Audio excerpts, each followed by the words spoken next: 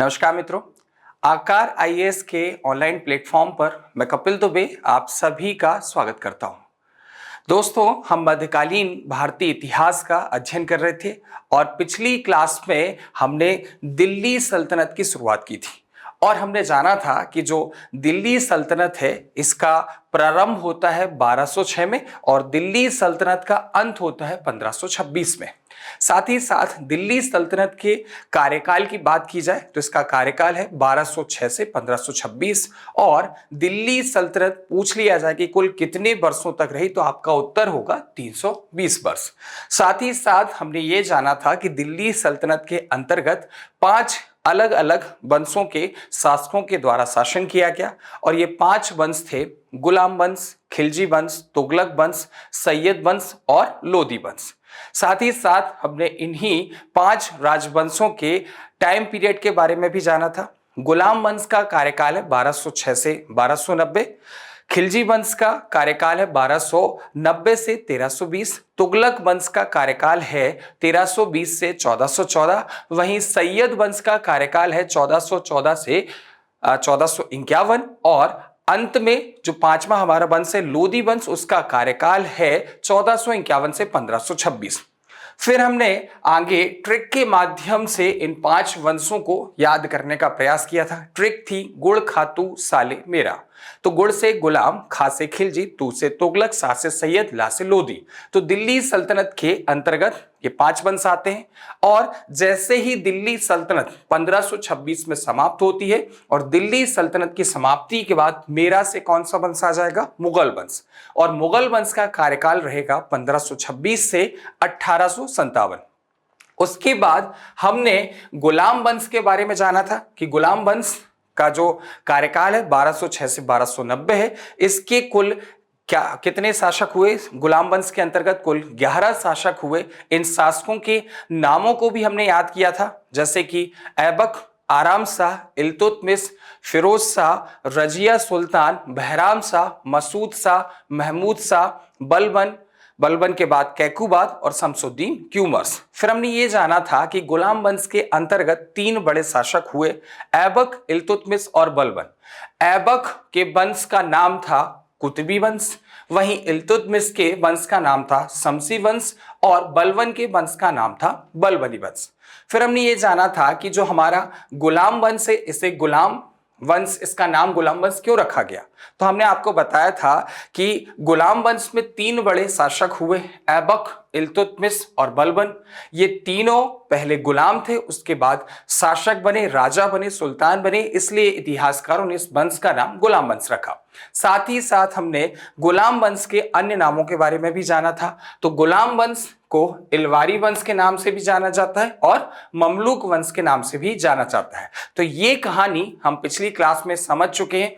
अब हम जो गुलाम वंश के 11 शासक हैं, एक एक करके सभी शासकों के बारे में जानेंगे और गुलाम वंश का जो पहला शासक है वो है कुतुबुद्दीन ऐबक। तो चलिए मित्रों, कुतुबुद्दीन ऐबक के बारे में जानते हैं और इससे संबंधित जो भी जानकारी उसका अध्ययन करते हैं। तो आप सभी को पता है, जो हमने मोहम्मद गौरी आपको पढ़ाया था, तो हमने आपको बताया था कि मोहम्मद गौरी ने एक बहुत बड़े साम्राज्य की स्थापना की और मोहम्मद गौरी की मृत्यु हो जाती है 1206 में और उसका कोई उत्तराधिकारी नहीं होता है। उत्तराधिकारी के अभाव में जो मोहम्मद गौरी के द्वारा एक बृहद साम्राज्य की स्थापना की गई थी वो उसके 3 गुलामों में बांट दिया गया। उन्हीं 3 गुलामों में से एक गुलाम कौन था? कुतुबुद्दीन ऐबक। और कुतुबुद्दीन ऐबक को भारतीय क्षेत्र का साम्राज्य प्रदान किया गया।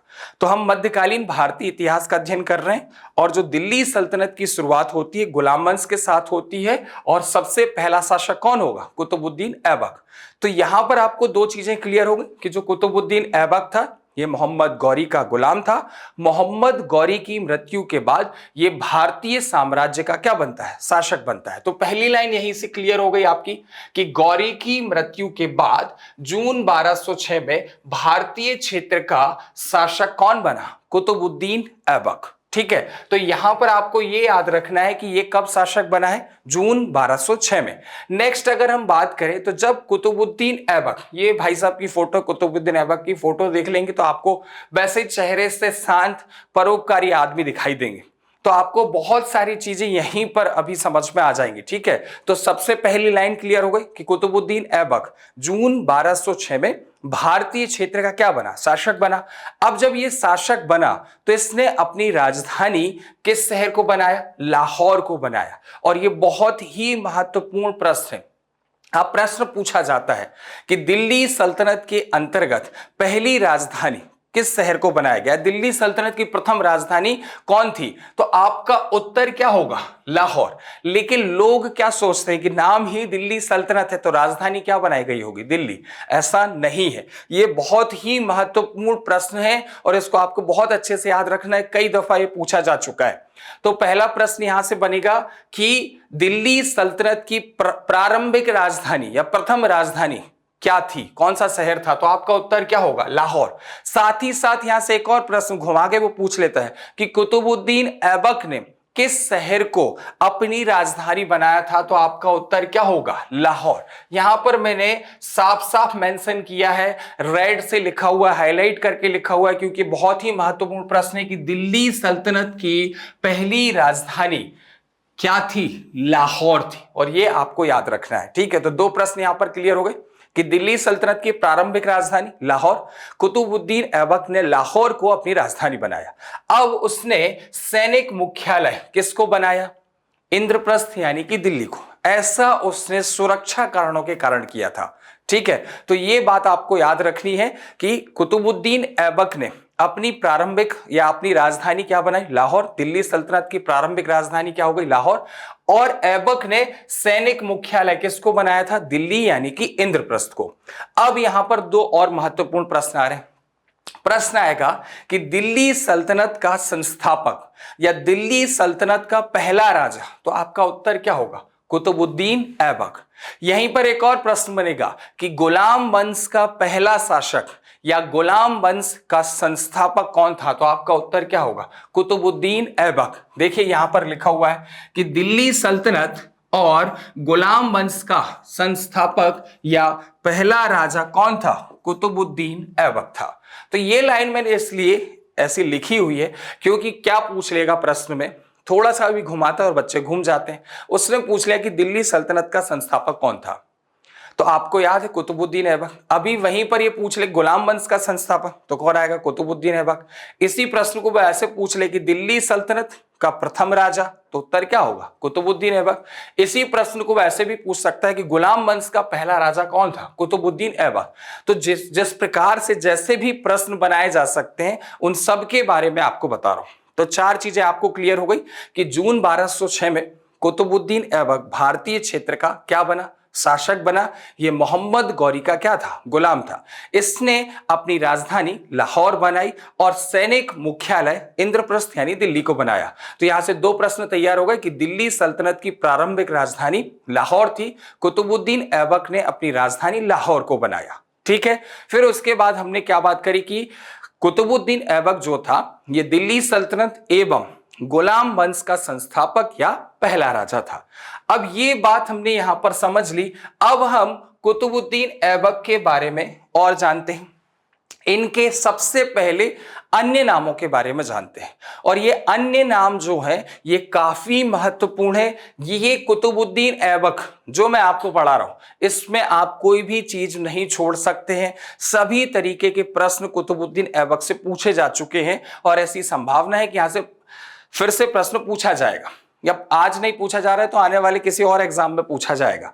तो आपको कुतुबुद्दीन ऐबक मैं जितना पढ़ा रहा हूं उसमें आप कोई भी पॉइंट ना छोड़ें। आप ये ना सोचें कि ये महत्वपूर्ण नहीं, इसको हम छोड़ देते हैं। आप पूरा सीक्वेंस में पढ़ें, आपको चीजें याद रहेगी। ठीक है, तो अन्य नामों की बात करें तो सबसे पहले यहां पर लिखा हुआ है लाख बख्श। तो जैसा कि मैंने आपको बताया कि इनकी फोटो को आप देखिए, फोटो से ही ये बहुत ही शांत, दानी और प्रवृत्ति के परोपकारी अच्छे आदमी दिखाई दे रहे हैं। इनकी आंखों में डूब कर देखिए, आपको इनकी शालीनता समझ में आ जाएगी। ठीक है, तो यहां पर अगर हम देखें तो पहला नाम क्या है, लाख बख्श। लाख बक्स लिखा होता है, लख बग्घा लिखा होता है, ठीक है। तो लाख बक्स यानी लाखों का दान करने वाला, नीचे लिखा हुआ है। तो लाख बक्स से क्या आ गया, लाखों का दान करने वाला। तो कुतुबुद्दीन ऐबक एक परोपकारी इंसान था। इनके दरबार में कभी भी कोई आता था और इनसे धन की मांग करता था, इनसे बोलता था कि मेरी आर्थिक स्थिति सही नहीं है और मुझे पैसे की जरूरत है, और ये बिना किसी कारण पूछे, बिना कोई सिक्योरिटी रखे उससे क्या देते थे, पैसा दे देते थे। बहुत सारा पैसा, लाखों रुपए इन्होंने दान में दे दिया, और इनकी दानशीलता के कारण इनका नाम क्या पड़ गया, लाख बख्श। तो पहला नाम क्लियर हो गया कि कुतुबुद्दीन ऐबक का पहला नाम क्या है, लाख बख्श। यानी पूछ ले कि लाख बख्श के नाम से किसको जाना चाहता है, तो आपका उत्तर क्या होगा, कुतुबुद्दीन ऐबक। और लाख बख्श का अर्थ क्या होता है, लाखों का दान करने वाला। अब यहां पर हम एक नेक्स्ट क्वेश्चन लेते हैं, इनका नेक्स्ट नाम लेते हैं, वो है हातिम द्वितीय, ठीक है। तो हातिम द्वितीय क्यों बोला जा रहा है, ये बहुत ही परोपकारी किस्म के इंसान थे। इनके दरबार में कभी भी कोई भी सहायता मांगने के लिए आता था तो ये बिना कोई कारण पूछे उन्हें क्या देते थे, पैसा दे देते थे, उनकी सहायता कर देते थे। तो यहां पर एक इतिहासकार हैं जिनका नाम है मिनहाज उल सिराज। क्या लिखा हुआ है, मिनहाज उल सिराज। तो मिनहाज उल सिराज ने कुतुबुद्दीन ऐबक के परोपकारी कार्यों को देखते हुए, उनकी दानशीलता वाली प्रवृत्ति को देखते हुए इनकी तुलना किससे कर दी, हातिम से कर दी। उन्होंने बोला कि जैसे हातिम था वैसे ही कौन है, कुतुबुद्दीन ऐबक है। तो बोले पहला हातिम वो था और दूसरा हातिम कौन है, कुतुबुद्दीन ऐबक। तो उन्होंने कुतुबुद्दीन ऐबक को हातिम द्वितीय, या हम बोल सकते हैं दूसरा हातिम। तो ये दोनों ही चीजें एक ही है, लेकिन मैं यहां पर अलग से इसलिए लिख रहा हूं क्योंकि अगर उसने पूछ लिया कि दिल्ली सल्तनत के अंतर्गत दूसरा हातिम किसे कहा जाता है, तो आप पे आंसर बन जाना चाहिए, क्या आएगा, कुतुबुद्दीन ऐबक। या कुतुबुद्दीन ऐबक को किस अन्य नाम से जाना जाता है, हातिम द्वितीय। और ये संज्ञा उन्हें किसने प्रदान करी थी, इतिहासकार मिनहाज उल सिराज ने, ठीक है। तो ये दो नाम आपको क्लियर हो गए, एक दूसरे से रिलेटेड है। पहला कौन सा है, लाख बख्श, और दूसरा कौन सा है, हातिम द्वितीय। अब यहां पर एक और चीज हम देख लेते हैं, इनका तीसरा नाम है कुरान ख्वां। तो जब हम किसकी बात कर रहे हैं, कुतुबुद्दीन ऐबक की बात कर रहे हैं। तो कुतुबुद्दीन ऐबक को कुरान का बहुत अच्छा ज्ञान था, और ये कुरान का बहुत ऊंचे स्वर में, बहुत ही सुरीले स्वर में क्या करता था, पाठ करता था। दूर दूर से लोग इसे लेने के लिए आते थे, इसे आमंत्रित करते थे कि भैया हमारे घर में हमने कुरान का पाठ आयोजित करवाया है, आप आइए और क्या करें, कुरान का पाठ करें। तो जैसे आपने देखा होगा कि रामायण का पाठ होता है या सुंदरकांड का पाठ होता है, तो हम बाहर से मंडली बुलाते हैं, भजन मंडली आती है और वो हमारे घर में क्या करती है, सुंदरकांड का पाठ करती है। वैसे ही इससे बहुत अच्छा कुरान का बहुत अच्छे ऊंचे स्वर में पाठ करना आता था। तो लोग दूर दूर से आते थे और इसे अपने घर ले जाते थे कुरान का पाठ करवाने के लिए। तो कुरान का सुरीले स्वर में, कुरान का बहुत ही ऊंचे स्वर में पाठ करने के कारण इसका नाम क्या पड़ गया, कुरान ख्वां। तो तीनों नाम आपको क्लियर हो गए होंगे। पहला कौन सा हो गया, लाख बख्श, दूसरा हो गया हातिम द्वितीय, और तीसरा हो गया कुरान ख्वां। तो यहां पर हमने जो भी चीज डिस्कस करी है बहुत ही महत्वपूर्ण है, आपको याद रखनी है। अब आगे बढ़े, और आगे अगर हम देखें तो इनकी उपाधियों के बारे में हम चर्चा करते हैं। तो अभी हमने अन्य नाम जान लिए, अब हम इनके टाइटल यानी कि उपाधियों के बारे में जानेंगे। तो सबसे पहले इन्होंने मलिक एवं सिपह सालार की उपाधियां धारण की। इन्होंने मोहम्मद गौरी को अपना सुल्तान माना, मोहम्मद गौरी के प्रति इन्होंने अपनी श्रद्धा व्यक्त करी, और इन्होंने बोला कि मेरे सुल्तान कौन है, मोहम्मद गौरी, इसलिए मैं सुल्तान की उपाधि धारण नहीं करूंगा। मैं उनका सिपह सालार था, इसलिए मैं सिपह सालार और मलिक की उपाधि धारण करूंगा। तो इन्होंने सुल्तान की उपाधि धारण नहीं की है, यह बात आपको याद रखना है। इन्होंने सुल्तान की उपाधि धारण नहीं करी। इन्होंने कौन कौन सी उपाधियां धारण करी, मलिक एवं सिपह सालार की उपाधियां धारण करी। तो दोस्तों अभी तक मैंने आपको कुतुबुद्दीन ऐबक के बारे में जो भी चीज बताई वो आपको बहुत आराम से समझ में आ गई होगी। 3 हिस्सों में इसको आपको बांटना है। सबसे पहले कि कुतुबुद्दीन ऐबक किस प्रकार भारतीय क्षेत्र का राजा बना, तो उसे हम उनकी पृष्ठभूमि के रूप में व्यक्त कर सकते हैं। दूसरा, उनके क्या गए राजधानी और सैनिक मुख्यालय, तीसरा क्या आ जाएगा उनके अन्य नाम, और चौथा हमारा क्या आ जाएगा उनकी उपाधियां। तो इस तरीके से आपको हेडिंग याद रखनी कि पृष्ठभूमि, पृष्ठभूमि के बाद राजधानी, राजधानी पृष्ठभूमि में ही हम शामिल कर सकते हैं। तो पृष्ठभूमि, उसके बाद अन्य नाम, अन्य नाम के बाद क्या आ गई उपाधियां। अब चौथी हेडिंग आपकी क्या बन जाएगी, निर्माण कार्य। तो जब ये हेडिंग, ये मुख्य पॉइंट आपको याद हो जाएंगे, जो मेन पॉइंट है, अगर ये आपको याद हो जाएंगे तो आप कभी भी कुतुबुद्दीन ऐबक को भूल नहीं पाएंगे। हमेशा आपको कौन याद रहेगा, कुतुबुद्दीन ऐबक। अब सबसे पहले हम इनके निर्माण कार्य के बारे में बात करते हैं। तो पहला इनका जो निर्माण कार्य है वो है कुब्बत उल इस्लाम मस्जिद। यहां पर कुब्बल लिखा हुआ है, इसको हल्का सा अगर हम सही करें तो क्या आ जाएगा, कुब्बत उल इस्लाम मस्जिद। ठीक है, देखिए करेक्ट कर दिया मैंने। तो क्या लिखा हुआ है, कुब्बत उल इस्लाम मस्जिद। तो यहां पर आपको एक बात याद रखनी है कि कुब्बत उल इस्लाम मस्जिद का निर्माण किसने करवाया। तो किसने करवाया, कुतुबुद्दीन ऐबक ने। किसने करवाया है, कुतुबुद्दीन ऐबक के द्वारा कौन सी मस्जिद का निर्माण करवाया गया है, कुब्बत उल इस्लाम मस्जिद का निर्माण करवाया गया। अब इसकी ट्रिक मैं आपको बता दे रहा हूं कि ऐबक की कुब्बत थी क्या बनवाने की, मस्जिद बनवाने की। तो आपको हमेशा याद रहेगा, जैसे हमसे बोला जाता है कि तुम में कुब्बत है। कुब्बत मतलब क्या होता है, कुब्बत मतलब कि तुम कर पाओगे कि नहीं कर पाओगे, ऐसा कर सकते हो कि नहीं। जैसे लोग पीएससी की तैयारी करते हैं, यूपीएससी की तैयारी करते हैं या एमपीएसआई की तैयारी करते हैं, तो सबसे पहले यही पूछा जाता है कि तुम अपनी कुब्बत देख लो कि तुम ऐसा कर पाओगे कि नहीं कर पाओगे। तो वहां से याद रख लेना है आपको कि ऐबक में कुब्बत थी और उन्होंने कुब्बत के अनुसार क्या बनवा दी, मस्जिद बनवा दी। तो दोनों चीज आपको याद हो जाएंगी कि ऐबक की कुब्बत, तो ऐबक ने कुब्बत उल इस्लाम मस्जिद बनवाई। अब नेक्स्ट प्रश्न बनेगा कि ये मस्जिद उन्होंने कहां पर बनवाई, इस मस्जिद का निर्माण उन्होंने कहां पर करवाया। तो इस मस्जिद का निर्माण उन्होंने कहां पर करवाया, दिल्ली में करवाया। अब इसकी पृष्ठभूमि के, इसके इतिहास के बारे में जान लेते हैं।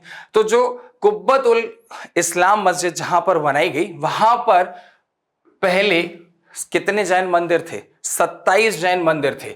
जैन मंदिर के बाद यहां पर कौन सा मंदिर बना, विष्णु मंदिर बना। इस विष्णु मंदिर को तुड़वाकर ऐबक ने उसके स्थान पर कौन सी मस्जिद बनवाई, कुब्बत उल इस्लाम मस्जिद बनवाई। और ये बहुत ही इंपॉर्टेंट पॉइंट है कि जो आपको याद रखना है, पूछ लिया जाता है कि तुर्कों के द्वारा भारत में बनवाई जाने वाली पहली मस्जिद कौन सी थी। तो आपका उत्तर क्या होगा, कुब्बत उल इस्लाम मस्जिद। तो यहां पर जो पॉइंट है, इन सब पॉइंट से प्रश्न पूछे जाएंगे। ठीक है, फिर से देख लेते हैं कि ऐबक ने दिल्ली में कुब्बत उल इस्लाम मस्जिद का निर्माण करवाया। प्राचीन काल में पहले यहां पर 27 जैन मंदिर थे, उसके बाद यहां पर विष्णु मंदिर था। ऐबक ने इस विष्णु मंदिर को तुड़वाकर उसके स्थान पर कुब्बत उल इस्लाम मस्जिद का निर्माण करवाया। यह तुर्कों के द्वारा बनवाई जाने वाली भारत की पहली मस्जिद थी, या भारत में बनवाई जाने वाली पहली मस्जिद थी। ठीक है, अब इसके प्रश्नों के बारे में हम चर्चा कर लेते हैं कि किस तरीके के प्रश्न यहां से पूछे जाएंगे। तो पहला प्रश्न आ जाएगा कि ऐबक ने दिल्ली में किस मस्जिद का निर्माण करवाया। तो आपका उत्तर क्या होगा, कुब्बत उल इस्लाम मस्जिद। पूछ ले, ऐबक द्वारा बनवाई जाने वाली कुब्बत उल इस्लाम मस्जिद कहां पर बनवाई गई थी। तो आपका उत्तर क्या होगा, दिल्ली। फिर कुब्बत उल इस्लाम मस्जिद का निर्माण किस मंदिर को तोड़कर करवाया गया। तो आपका उत्तर क्या होगा, विष्णु मंदिर। पूछ ले कि तुर्कों के द्वारा भारत में बनवाई जाने वाली पहली मस्जिद का नाम क्या है। तो आपका उत्तर क्या होगा, कुब्बत उल इस्लाम मस्जिद। नेक्स्ट यहीं से एक और प्रश्न बन जाएगा कि तुर्कों के द्वारा या किस तुर्क के द्वारा भारत में बनवाई जाने वाली पहली मस्जिद, या भारत में तुर्कों के द्वारा बनवाई जाने वाली पहली मस्जिद कुब्बत उल इस्लाम मस्जिद का निर्माण किस शासक के द्वारा करवाया गया। तो आपका उत्तर क्या होगा, कुतुबुद्दीन ऐबक। तो आप समझ गए। इस तरीके से जब आप पढ़ेंगे तो कैसे भी किसी भी प्रकार से क्वेश्चन घुमाकर पूछा जाए, आप उसका 110% आंसर सही लगाएंगे। तो ठीक है, ये हमने किस मस्जिद के बारे में चर्चा कर ली, कुब्बत उल इस्लाम मस्जिद के बारे में चर्चा कर ली। अब हम नेक्स्ट बात करेंगे अढ़ाई दिन का झोपड़ा। या इसे 2.5 दिन का झोपड़ा भी बोलते हैं। तो यहां पर मैंने जानबूझ के 2.5 मेंशन किया है। तो आ से क्या आ गया 2.5 और आ से क्या आ गया अजमेर।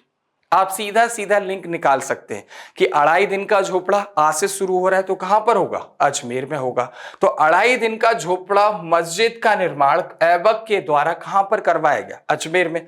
अब इसके बारे में जान लेते हैं, इसके इतिहास के बारे में जान लेते हैं। तो पहले यहां पर क्या था, जहां पर ये 2.5 दिन का झोपड़ा है, पहले यहां पर संस्कृत मठ या सरस्वती मंदिर था। और इस संस्कृत मठ या सरस्वती मंदिर का जो निर्माण है वो चौहान वंशीय शासक विग्रह राज चतुर्थ बीसल देव के द्वारा करवाया गया था।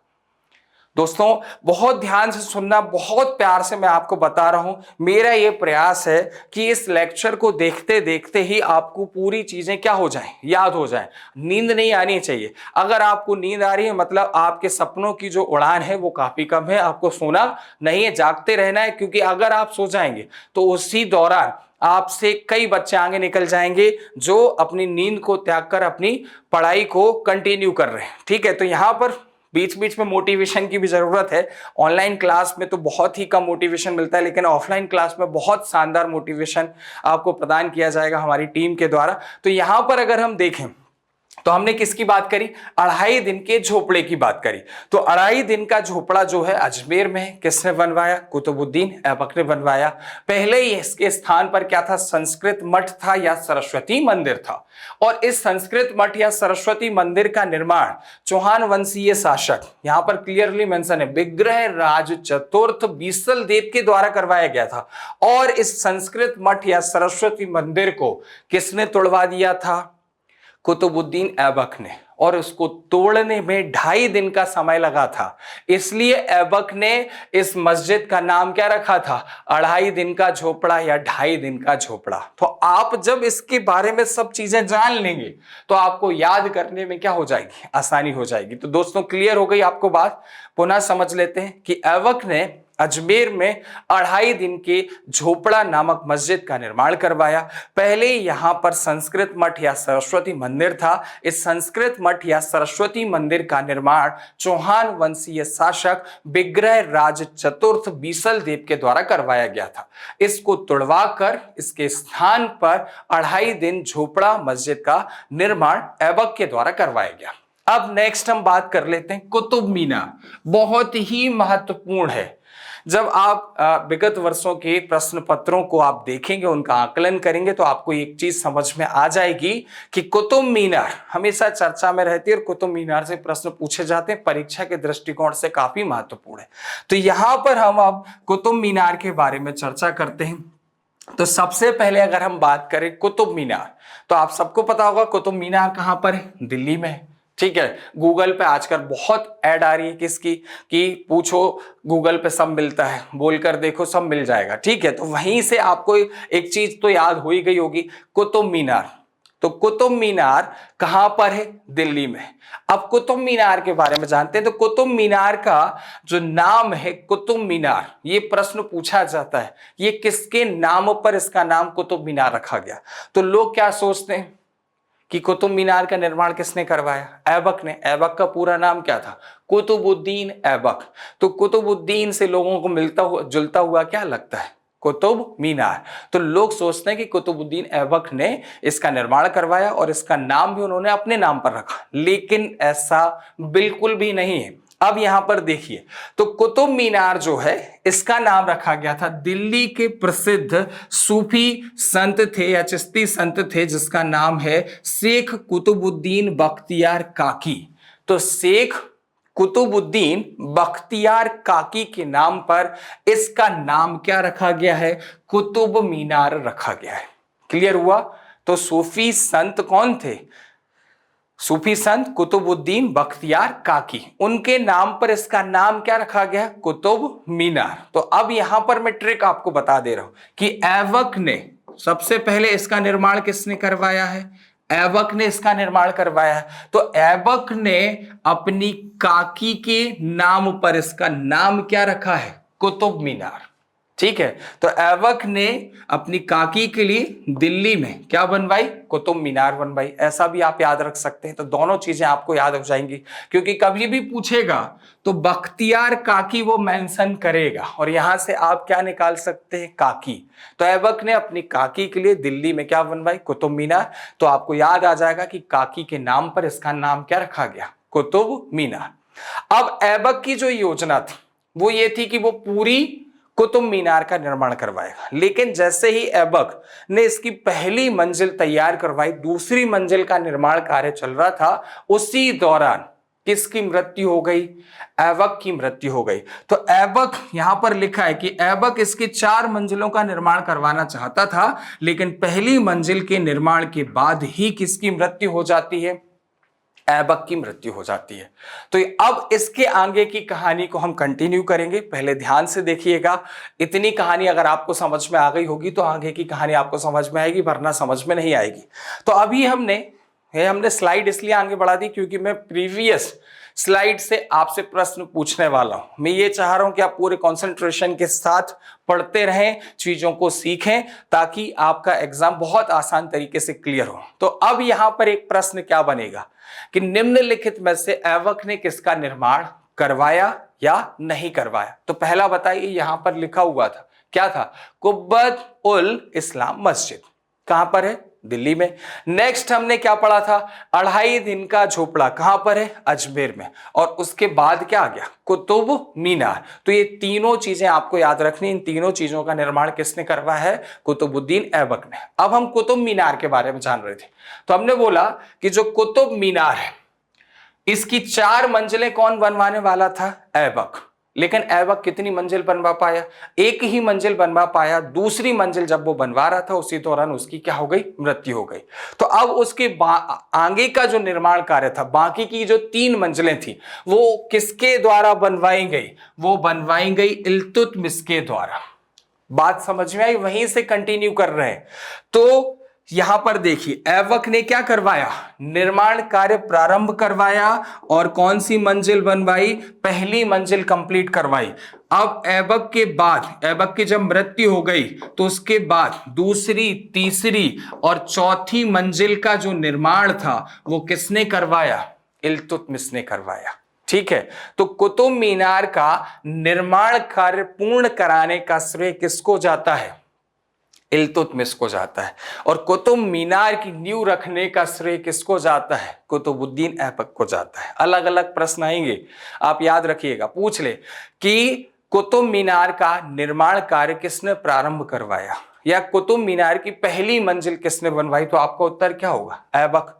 दूसरा प्रश्न कि कुतुब मीनार का निर्माण कार्य किस शासक के द्वारा पूर्ण करवाया गया, तो आपका उत्तर क्या होगा, इल्तुतमिश। पूछ ले इल्तुतमिश ने कुतुब मीनार की कौन कौन सी मंजिलें बनवाई थी, तो आपका उत्तर क्या होगा, दूसरी, तीसरी और चौथी मंजिल। डन। अब हुआ क्या, जब ये 4 मंजिला इमारत बनकर तैयार हो गई, समय बीतता गया, कौन सा वंश आ जाएगा, तुगलक वंश। तो ये अभी गुलाम वंश चल रहा है। गुलाम वंश के बाद हम क्या पढ़ेंगे, खिलजी वंश। खिलजी के बाद हम क्या पढ़ेंगे, तुगलक वंश। और तुगलक वंश में जब हम जाएंगे तो तीसरा शासक कौन आएगा, फिरोज शाह तुगलक। और फिरोज शाह तुगलक के समय क्या हुआ, जो कुतुब मीनार की चौथी मंजिल थी, इस चौथी मंजिल पर बिजली गिर गई। और बिजली गिरने के कारण कौन सी मंजिल नष्ट हो गई, इसकी चौथी मंजिल नष्ट हो जाती है। और जब इसकी चौथी मंजिल नष्ट हो जाती है तो अब कितनी मंजिल बची, 1, 2 और 3। ठीक है, चौथी मंजिल क्या हो गई, नष्ट हो गई।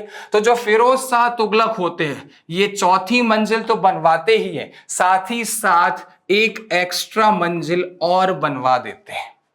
तो कितनी मंजिल हो गई, 5। यहां पर क्लियरली मेंशन लिखा है कि फिरोज शाह तुगलक के समय जो चौथी मंजिल या एक मंजिल थी वो विद्युतपात यानी कि बिजली गिरने के कारण नष्ट हो जाती है। तो चौथी मंजिल और चौथी मंजिल के साथ साथ 5वीं मंजिल का निर्माण भी कौन करवाते हैं, फिरोज शाह तुगलक करवाते हैं। तो अब आपको कहानी समझ में आ गई पूरी। बहुत जो कुतुब मीनार के बारे में कहानी थी मैंने बहुत प्यार से आपको समझाई है, क्लियर हो गई होगी आपको बात।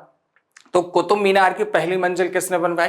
ऐबक ने। दूसरी, तीसरी, चौथी बनवाई इल्तुतमिश ने। फिरोज शाह तुगलक के समय चौथी मंजिल बिजली गिरने के कारण नष्ट हो गई, तो फिरोज शाह तुगलक ने चौथी मंजिल तो बनवाई, उसके साथ साथ कौन सी मंजिल भी बनवा दी? पांचवी मंजिल। तो वर्तमान कुतुब मीनार की अगर हम बात करें तो वर्तमान कुतुब मीनार में कुल कितनी मंजिलें हैं?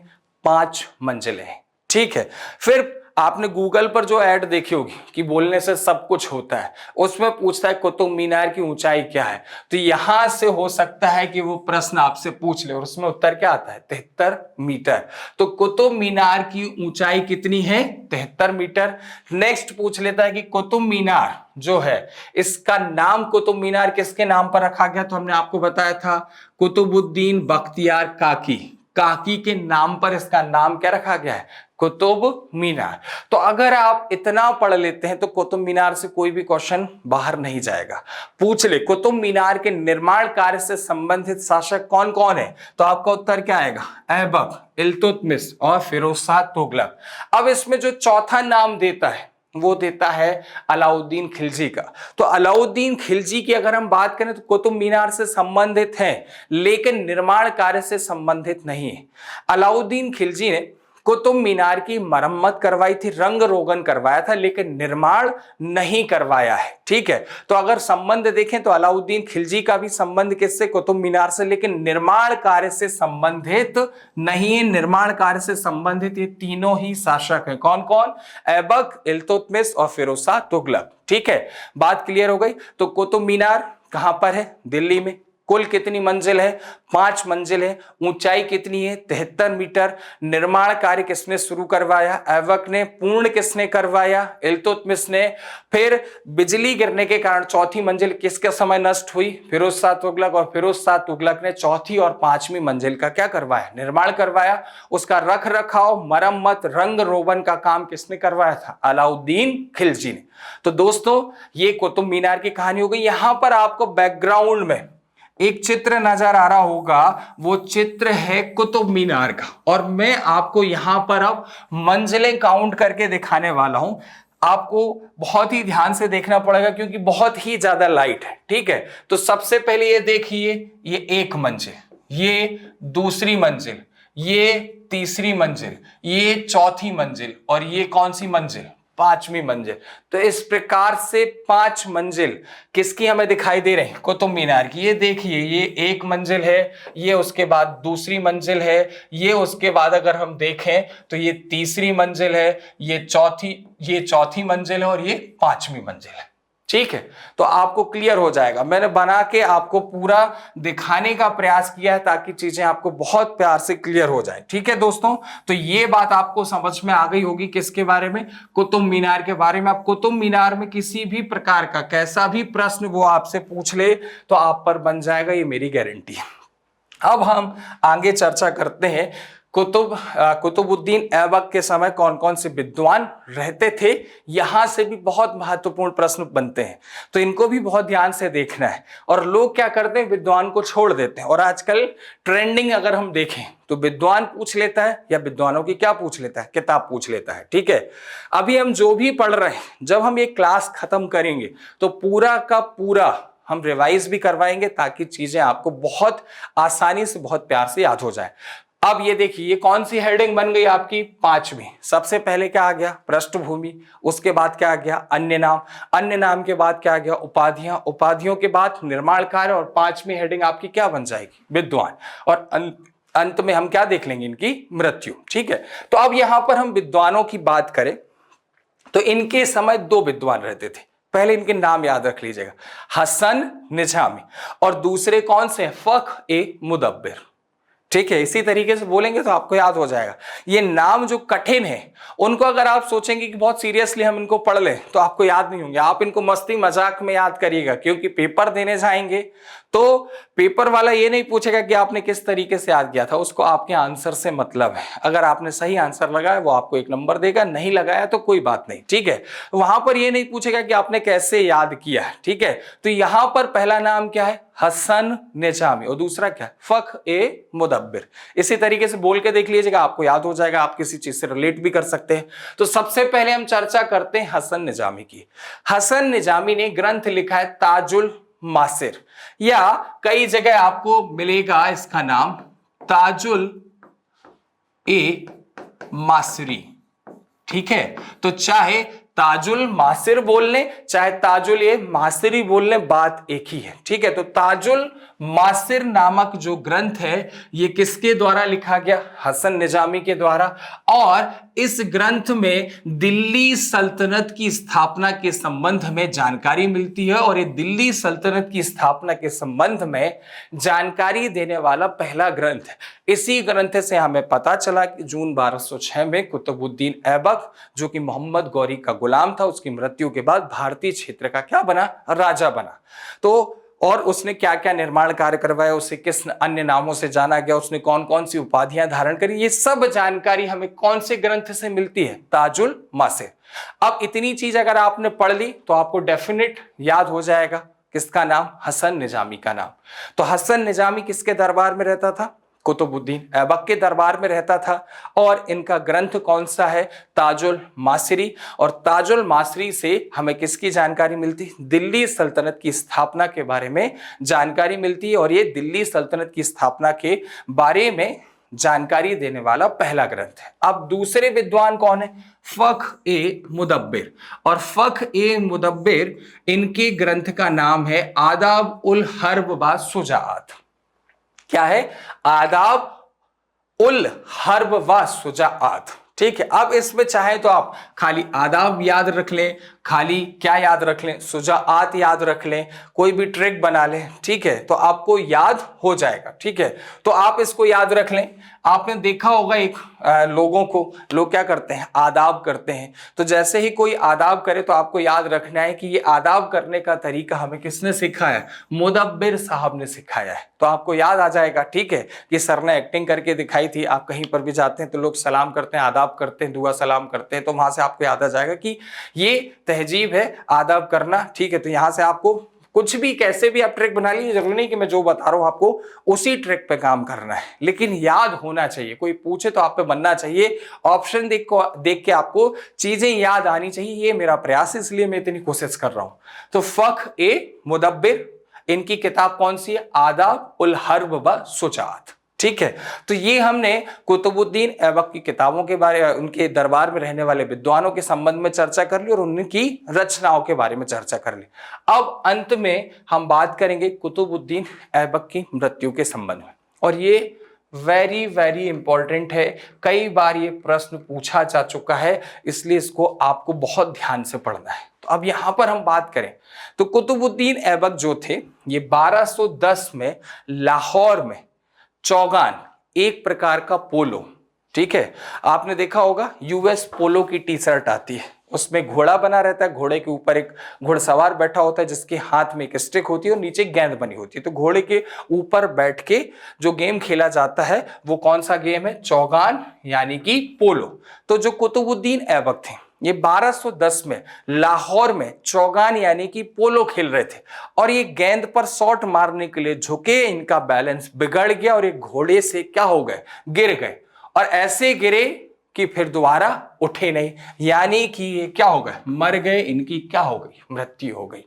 तो हो सकता है सिर के बल गिरे होंगे, ऐसी जगह चोट लग गई होगी कि तुरंत ही इनकी क्या हो गई, मृत्यु हो गई।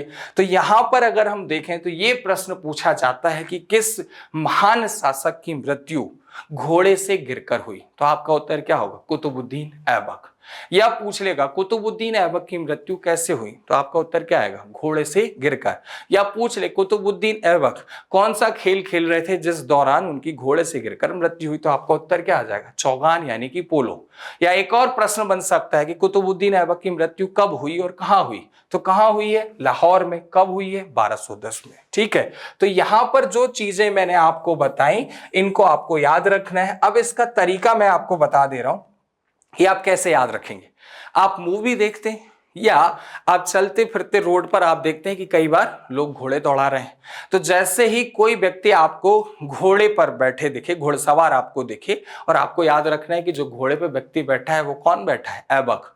ये अभी कहां से गिरेगा, घोड़े से गिरेगा और इसकी क्या हो जाएगी, मृत्यु हो जाएगी। या कोई भी मूवी या कहीं पर भी आपको घोड़े दिखाई दे रहे हो, जैसे ही घोड़ा दिखाई दे और आपको किसकी याद आनी चाहिए, कुतुबुद्दीन ऐबक की याद आनी चाहिए, तब तो आपको चीजें याद हो जाएगी। तो ऐबक की मृत्यु कैसे हुई, घोड़े से गिरकर। ठीक है, शादी के समय भी घोड़ा आता है, आपने देखा होगा, तो बस आपको याद रख लेना है कि घोड़े से गिरकर कौन मरा था, कुतुबुद्दीन ऐबक। कौन सा खेल खेल रहे थे, चौगान यानी कि पोलो खेल रहे थे। तो यहां पर आपका कौन सा टॉपिक समाप्त होता है, कुतुबुद्दीन ऐबक। अब कुतुबुद्दीन ऐबक की मृत्यु के बाद कौन राजा बनेगा उसके बारे में हम चर्चा करेंगे, लेकिन उसके पहले हम जल्दी से किसको रिवाइज कर लेते हैं, कुतुबुद्दीन ऐबक को, ताकि चीजें आपको कंठस्थ हो जाएं। आप वीडियो, मैं बस आपसे निवेदन कर रहा हूं कि आप जो मेरा लेक्चर है इसको अगर ध्यान से देख लेंगे, एक बार अच्छे से पढ़ लेंगे, आपको ऐबक से रिलेटेड हर चीज याद हो जाएगी, या जो भी मैं चैप्टर पढ़ा रहा हूं आपको याद हो जाएगा। ठीक है, ये तो ऑनलाइन देख रहे हैं, जब आप ऑफलाइन आकर पढ़ेंगे तो उसका अनुभव तो बिल्कुल अलग ही होगा। आप बोलेंगे कि सर हमें नोट्स बनानी है, सब चीजें कहाँ याद हो गई, माइंड में याद हो गई, पूरी किताब हमें याद होती जा रही है। तो धीरे धीरे थोड़ा थोड़ा करके आपको सब याद हो जाएगा। तो हमने सबसे पहले बताया कि ऐबक कब राजा बना, जून 1206 में। भारतीय क्षेत्र का क्या बना, शासक बना। इसने राजधानी क्या बनाई, लाहौर बनाई। सैनिक मुख्यालय क्या बनाया, इंद्रप्रस्थ यानी कि दिल्ली। ऐबक दिल्ली सल्तनत और गुलाम वंश का क्या था, संस्थापक या पहला राजा। फिर हमने देखा ऐबक के अन्य नाम। तो सबसे पहले क्या था, लाखवक्स यानी लाखों का दान करने वाला। दूसरा नाम यहां पर हमने देखा था, क्या था, हातिम द्वितीय या दूसरा हातिम। इसे ये संज्ञा दी थी इतिहासकार मिन्हाज उल सिराज ने। बीच में इनका एक और अन्य नाम लिखा हुआ था, जो था कुरान ख्वां, यानी कुरान का ऊंचे एवं सुरीले स्वर में पाठ करने वाला। उसके बाद हम आए थे उपाधियां, तो यहां पर हेडिंग थी उपाधियां। इनने मलिक एवं सिपह सालार की उपाधि धारण करी, इन्होंने सुल्तान की उपाधि धारण नहीं करी। फिर हमने पढ़े निर्माण कार्य। तो सबसे पहले क्या आ गया, कुब्बत उल इस्लाम मस्जिद दिल्ली में है। फिर उसके बाद दूसरा हमने पढ़ा 2.5 दिन का झोपड़ा, कहां पर है, अजमेर में। और तीसरा हमने पढ़ा कुतुब मीनार, जो कि दिल्ली में है। कुल 5 मंजिलें, ऊंचाई 73 मीटर है। पहली मंजिल या कुतुब मीनार का निर्माण कार्य शुरू कराने का श्रेय ऐबक को जाता है, पूर्ण कराने का श्रेय इल्तुतमिश को जाता है। चौथी मंजिल किसके समय नष्ट हुई थी, फिरोज शाह तुगलक के समय। चौथी के साथ 5वीं मंजिल किसने बनवाई, फिरोज शाह तुगलक ने। और इसका रख रखाव, इसकी रंग रोगत, इसकी मेंटेनेंस, मरम्मत करवाने का कार्य किसने किया था, अलाउद्दीन खिलजी ने।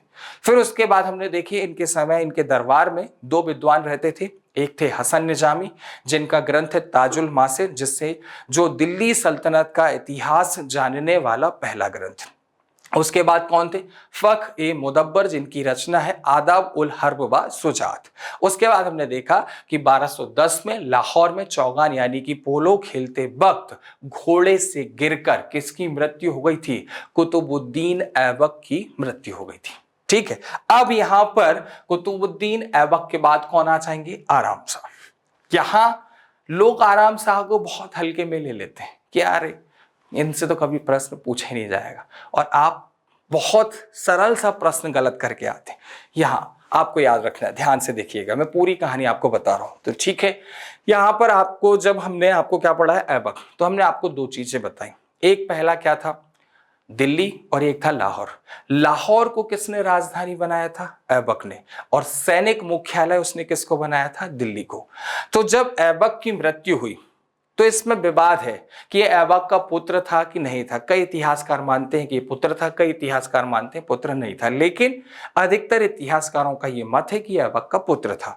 तो ऐबक की मृत्यु के बाद 1210 में आराम शाह क्या बना, दिल्ली सल्तनत का गुलाम वंश का राजा बना। तो यहां पर पहला प्रश्न ये बनेगा कि ये दिल्ली सल्तनत या गुलाम वंश का कौन से नंबर का राजा था, तो ये दूसरे नंबर का राजा था। ठीक है, यही प्रश्न आता है कि ऐबक की मृत्यु के बाद कौन शासक बना, या दिल्ली सल्तनत का दूसरा शासक कौन था, गुलाम वंश का दूसरा शासक कौन था। बहुत ही सरल सा प्रश्न है और सीधा सीधा आंसर कौन है, आराम शाह। आराम शाह कब राजा बना, 1210 में। ठीक है, क्लियर हो गया, ये इतने प्रश्न ही बनेंगे। अब हुआ क्या, 2 चीजें हैं हमारे पास, एक क्या है लाहौर, और एक हमारे पास क्या है दिल्ली। दोनों चीजें ध्यान से देखिएगा, ये क्या है राजधानी, और ये क्या है सैनिक मुख्यालय। तो तो अब यहां पर अगर हम ध्यान से देखें तो ऐबक जो था वो शासन कहां कर रहा था, लाहौर में। राजधानी क्या बनाई थी, लाहौर। राजधानी में ही रहेगा, जैसे मुख्यमंत्री कहां रहते हैं, राजधानी में ही रहते हैं। तो यहां ऐबक था और लाहौर के जो अमीर थे, ऐबक की मृत्यु के बाद उन्होंने आराम शाह को अपना शासक माना। लेकिन जो दिल्ली के अमीर थे वो आराम शाह को शासक मानने के लिए तैयार नहीं हुए और दिल्ली के अमीरों ने इल्तुतमिश को अपना क्या मान लिया, शासक मान लिया। अब इल्तुतमिश विचार कर रहा था कि वो लाहौर पर आक्रमण करे या ना करे, वो जीतेगा कि नहीं जीतेगा। ये सब चीजों पर विचार कौन कर रहा था, इल्तुतमिश कर रहा था। अब इल्तुतमिश ने देखा कि जो आराम शाह, जैसा इनका नाम है वैसा ही इनका काम है, ये आराम से क्या बन गए, दिल्ली के राजा, लाहौर के राजा बन गए, दिल्ली सल्तनत के राजा बन गए। ठीक है, तो ये आराम से राजा बन गए, आराम से शासन कर रहे थे, आराम से खा रहे थे, आराम से पी रहे थे। आराम से कितने महीने गुजर गए, 8 महीने गुजर गए और बिल्कुल आराम ही करते रहते थे। तो ये बात किसको समझ में आ गई, दिल्ली सल्तनत इल्तुतमिश को समझ में आ गई कि इनको आराम से पराजित किया जा सकता है। इल्तुतमिश आराम से खड़ा हुआ, आराम से कहा गया किसके पास, आराम शाह के पास, और आराम से उसने जड के युद्ध में 1210 में किसको हरा दिया, आराम शाह को हरा दिया। और आराम से उसने आराम शाह की क्या कर दी, हत्या कर दी। कुछ नहीं है, सब खत्म हो गई कहानी। तो यहां पर जो चीज मैंने आपको बताई, आप बोल रहे होंगे कि अरे यार सर ने तो बहुत ही आराम से किसको निपटा दिया, आराम शाह को निपटा दिया। तो बिल्कुल ही कुछ नहीं है इसमें। यहां पर हमने आपसे क्या बोला, ठीक है, इल्तुतमिश और आराम शाह के बीच में कौन सा युद्ध हुआ, जड का युद्ध।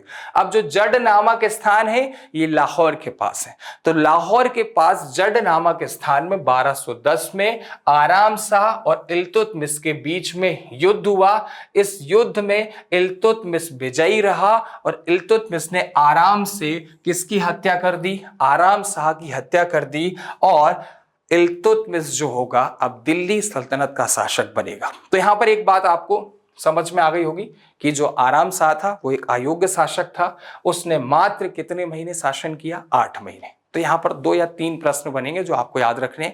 ऐबक की मृत्यु के बाद राजा कौन बना, आराम शाह। आराम शाह कब राजा बना, 1210 में। कितने महीने शासन किया, 8 महीने शासन किया। ठीक है, ये दिल्ली सल्तनत गुलाम वंश का कौन से नंबर का शासक था, दूसरे नंबर का शासक था। और आराम शाह और इल्तुतमिश के बीच में कौन सा युद्ध हुआ था, जड का युद्ध हुआ था। तो अगर आपसे पूछ ले कि जड का युद्ध कब हुआ है तो आपका उत्तर होगा 1210 में। किस किस के बीच में हुआ है, आराम शाह और इल्तुतमिश के बीच में। इसका परिणाम पूछ ले तो इसमें विजयी कौन रहे हैं, इल्तुतमिश विजयी रहे और इल्तुतमिश ने किसकी हत्या कर दी है, आराम शाह की। तो दोस्तों आज की क्लास में हमने गुलाम वंश की शुरुआत करी, कुतुबुद्दीन ऐबक और आराम शाह का अध्ययन किया। नेक्स्ट क्लास में हम इल्तुतमिश के बारे में जानेंगे, जो कि गुलाम वंश की अगर हम बात करें तो दूसरा प्रतापी राजा था गुलाम वंश का। तो ठीक है दोस्तों, बने रहिए हमारे साथ, कल मिलेंगे। धन्यवाद।